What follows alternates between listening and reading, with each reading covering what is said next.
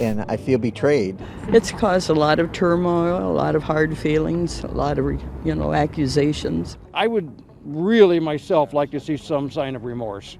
I haven't seen it at all. People between the ages of 13 and 25 who are living in their mom's basement, existing off Uber Eats, never leaving their homes, and all of a sudden they're instant millionaires. The city of Dixon, Illinois, and its former comptroller, who embezzled nearly $54 million from city coffers over 22 years.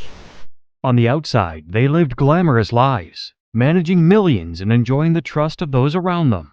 But behind closed doors, they were masterminding some of the most shocking white-collar crimes in history.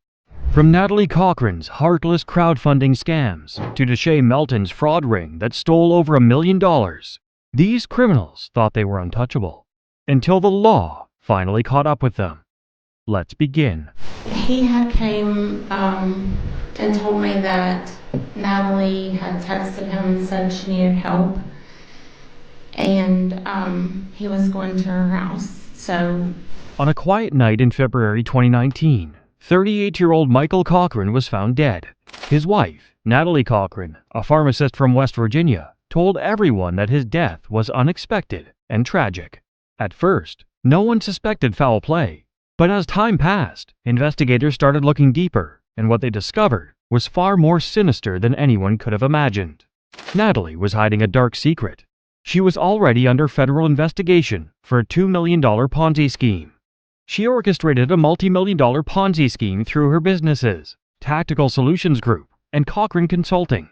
From 2017 to 2019, she tricked investors into believing she owned government-contracted businesses, promising huge returns. Instead of investing their money, she spent it on personal expenses, including luxury items like a 1965 Shelby Cobra, expensive jewelry, real estate, and a lavish lifestyle. Michael had no idea about his wife's fraudulent schemes, but as the investigation closed in, Natalie faced a terrifying possibility. Michael could find out the truth, and if he did, he might turn her in. She couldn't let that happen. Michael's death was initially ruled as natural, but investigators weren't convinced. The deeper they investigated Natalie's life, the more unsettling inconsistencies they found. Michael had been healthy before his sudden death, and toxicology reports later revealed something shocking. He had been poisoned. The police soon discovered that Natalie had used her pharmaceutical knowledge to administer a deadly dose of insulin. In large amounts, insulin can cause blood sugar to drop dangerously low, leading to seizures, coma, and eventually death. She knew exactly how to do it, and she believed she would get away with it.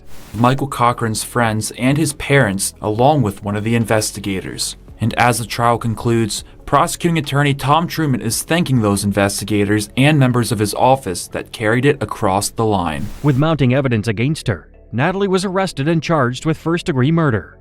However, before facing a murder trial, she was convicted of fraud. In March 2021, she was sentenced to 11 years in prison, but her greatest punishment was yet to come. On January 25, 2025, a jury found her guilty of killing her husband. Now, the final decision rested on whether she would be eligible for parole after serving 15 years, or if she would receive a life sentence. Natalie's motive was simple: money and self-preservation. She killed Michael to prevent him from discovering her crimes and turning her in. She was willing to do anything to maintain her fraudulent lifestyle, even if it meant taking the life of the man who trusted her the most. Natalie Page Cochran, B., and she is committed to the penitentiary of this state for her natural life without the possibility of parole. Natalie Cochran was found guilty of first-degree murder. She had lied, stolen, and ultimately killed to keep her secrets hidden. But in the end, justice caught up with her. Instead of a life of luxury, she now faces a lifetime behind bars and is ordered to pay $2.6 million in restitution to her victims. However, she chose to remain motionless though the verdict was read. Michael's death was a pitiful betrayal. He trusted the person he loved, never knowing she was capable of such cruelty. His death was not only heartbreaking for his family and friends, but also a reminder of how greed and deception can destroy lives. Our next case left investors and authorities scrambling to recover billions and shook the entire industry. I mean, it is quite shocking. I would imagine that if I robbed a bank, I'd be in jail a little bit longer than 8 years. In a small town where everyone knew each other, one woman was trusted more than anyone to handle the city's money. But behind closed doors, she was pulling off one of the biggest frauds in American history. For nearly 3 decades, Rita Crundwell was a respected figure in Dixon, Illinois. She served as the city's comptroller and treasurer, trusted with managing its finances. However, in April 2012, her seemingly perfect reputation came crashing down. Authorities discovered that she had embezzled an astonishing $53.7 million from the city over 22 years, marking the largest municipal fraud in U.S. history. Dixon, a small city with a modest budget, constantly faced financial struggles. Crundwell assured city officials that the state was behind on its payments, forcing them to make budget cuts. Essential services were reduced, police officers worked without proper equipment, and road repairs became nearly impossible. Meanwhile, Crundwell was living a life of luxury. With the stolen money, she built one of the most successful American quarter horse breeding operations in the country. She purchased luxury homes, multiple cars, expensive jewelry, and even a $2.1 million motorhome. For years, no one suspected anything, until an unexpected discovery changed everything. In late 2011, Crundwell took an extended vacation. During her absence, City Clerk Kathy Swanson was temporarily assigned to oversee city finances. While reviewing bank records, she found an account named Reserve Sewer Capital Development Account, or RSCDA, that had 179 deposits and active transactions. However, this account wasn't familiar to anyone in city government. It had been created and managed solely by Rita Crundwell. Swanson immediately alerted Mayor James Burke, who secretly contacted the FBI. Over the next 6 months, federal agents carefully built their case against Crundwell, tracing years of stolen funds. Then, on April 17, 2012, Rita Crundwell walked into her office, unaware that her secret was out. FBI agents were waiting for her. She was arrested on the spot and later indicted for fraud. As the investigation unfolded, authorities discovered the full extent of her deception. For 22 years, Crundwell funneled millions from city accounts into her secret account. She used forged documents and fake invoices to cover up her actions while forcing the city to endure unnecessary financial hardships. Initially, she pleaded not guilty, but the overwhelming evidence against her made it impossible to deny the truth. On November 14, 2012, she changed her plea to guilty to 1 count of wire fraud, admitting to laundering money through her extravagant horse business. Why would a trusted official steal from her city? The answer was simple: greed and ambition. She spent it on this, a lavish lifestyle. Inside the home, expensive decor with customized tables and floors. The millions helped her become one of the best horse breeders in the country. Crundwell was obsessed with being the best in the quarter horse industry. She lived in mansions, traveled in luxury, and built an empire with all customized furniture. Her stolen fortune helped her breed and train world champion horses, earning her 52 championship titles, all while the people of Dixon suffered. Rita Crundwell was sentenced to nearly 20 years in prison after pleading guilty in 2013 to what has been called the largest. On February 14, 2013, a judge sentenced Crundwell to 19 years and 7 months in federal prison, just shy of the maximum 20-year sentence. However, she didn't have any remorse for her act. The court ordered her to forfeit her assets, luxury items, and horses, which were auctioned off to help repay the city. For these crimes, but she was released on August of 2021.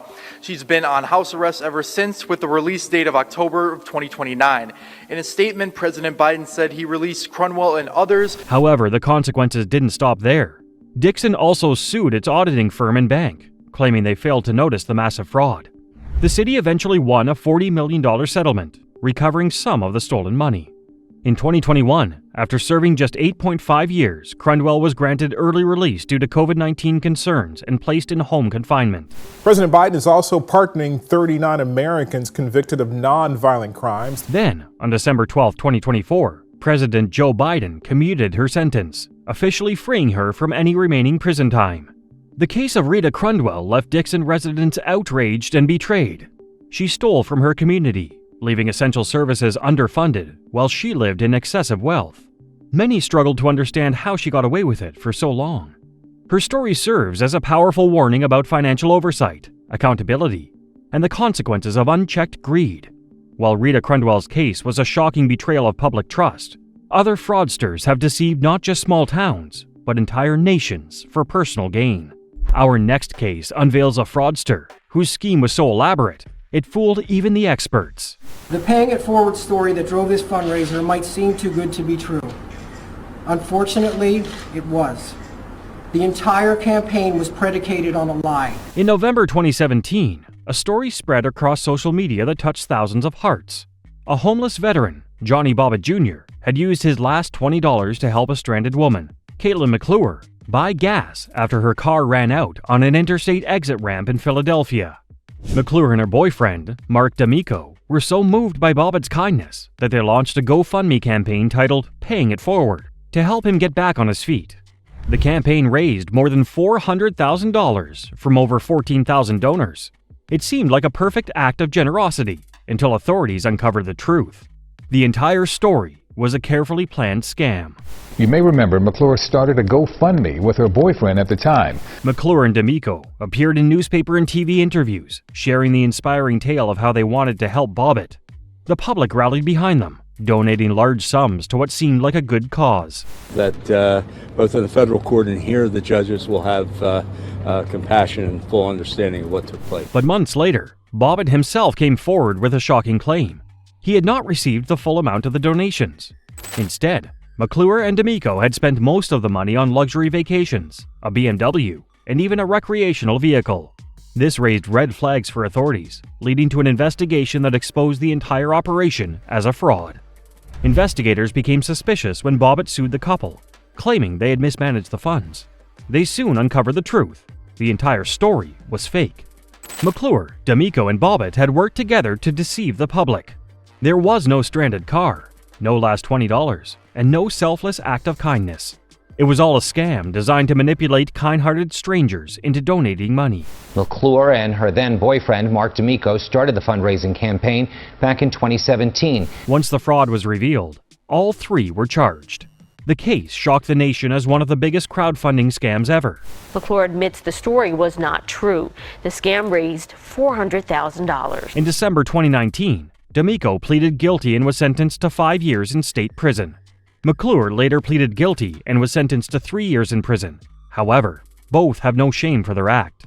Bobbitt, the homeless veteran, was given probationary terms for his involvement in the scam. In addition, both McClure and D'Amico were ordered to fully reimburse GoFundMe for the fraudulent campaign. The motive was simple: greed. McClure and D'Amico saw an opportunity to exploit people's generosity. Instead of helping Bobbitt, they used the donations to fund their extravagant lifestyle, spending the money on casinos, expensive vacations, and luxury vehicles. With all the evidence stacked against them, there was no escape. McClure and D'Amico were both sent to prison, and Bobbitt's role in the scam led to his legal consequences. While justice was served, this case left a lasting impact on public trust in crowdfunding platforms. It became a reminder that not every heartbreaking story is true, and some people will go to shocking lengths to take advantage of others. Many people who donated to the fundraiser felt betrayed. They believed they were helping someone in need, only to find out they were part of a massive lie. While this case exposed a cruel scam, authorities reassured the public that fraud like this is rare. Helping others is still important, but verifying the cause before donating is crucial. This case serves as a lesson. Always do your research, because not every story is as it seems. Our next case examines how even a seemingly minor financial crime can result in a prison sentence. They're forgeries, they're not what I call crimes of the century. Even if we were to plead guilty today, Judge, today, I believe that he would get... On a seemingly ordinary Wednesday, January 29, 2020, Deshay Melton found herself in a courtroom, facing the consequences of her actions. She had pleaded guilty to forgery and money laundering, but her crimes went far beyond a simple mistake. Melton was part of a sophisticated tri-state check fraud ring that had stolen over $1 million. Her sentencing would finally bring justice to the victims who had unknowingly fallen into the trap. Deshay Melton didn't act alone. She and 4 others came up with a plan to trick Fifth Third Bank. They deposited fake checks into different accounts and withdrew large amounts of cash before the bank noticed. They used ATMs, casinos, and check cashing businesses to get the money, funding their lavish lifestyle while stealing from the bank. As the scheme continued, authorities began noticing suspicious banking activity, unusually fast withdrawals, repeated transactions at gambling establishments, and inconsistencies in account details caught the attention of investigators. Bank officials and law enforcement launched an in-depth investigation, reviewing surveillance footage and tracking financial records.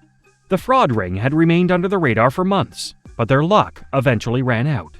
In June 2019, police arrested Deshay Melton and her accomplices.